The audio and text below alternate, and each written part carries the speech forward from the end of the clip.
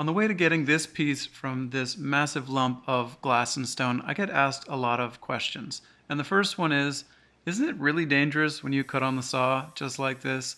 And I want to pause and show you something. This is a lap wheel. The lap wheel is used for grinding, and if we take a close-up look at its surface, it's covered in synthetic diamonds. And those synthetic diamonds are very similar to what you'll find in the tile saw blade. So if we take a close-up look, you'll see synthetic diamonds, same thing. And what those do is they act as a coarse grinding agent. They don't really cut, I mean, they technically cut through a stone, but they really just grind through. And that's very much unlike a wood saw blade. It's those large teeth on the wood cutting blade that are really dangerous. Whereas with the tile saw, you can see I'm taking off small bits and pieces from the glass. The real danger in this situation is if I dig in too deep and it rips the piece out of my hands. In that case, I just let it go.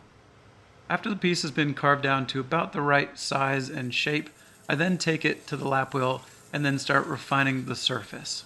Kind of ironically, this is the machine that has actually caused me more harm than the tile saw. I've ground through fingertips pretty easily on a fresh one of those, and my nails get ground down as well.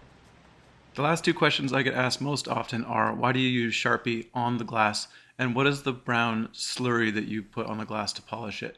And the Sharpie really just helps indicate where I've worked on the piece, and sometimes I have to do that once or twice to make sure I get it right. Now this last step is probably the most important one, and people usually say, oh, it's pre-polished before you put the slurry on. So let me show you the difference.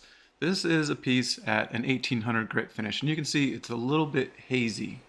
Whereas this is the piece directly after having used that cerium oxide slurry to give it its final high polish. So no, I'm not doing this just for a big reveal. It actually is really important. It's also the thing that makes it really dangerous at the end because it's so slippery. And after all that work, it is the most likely phase for me to drop the piece.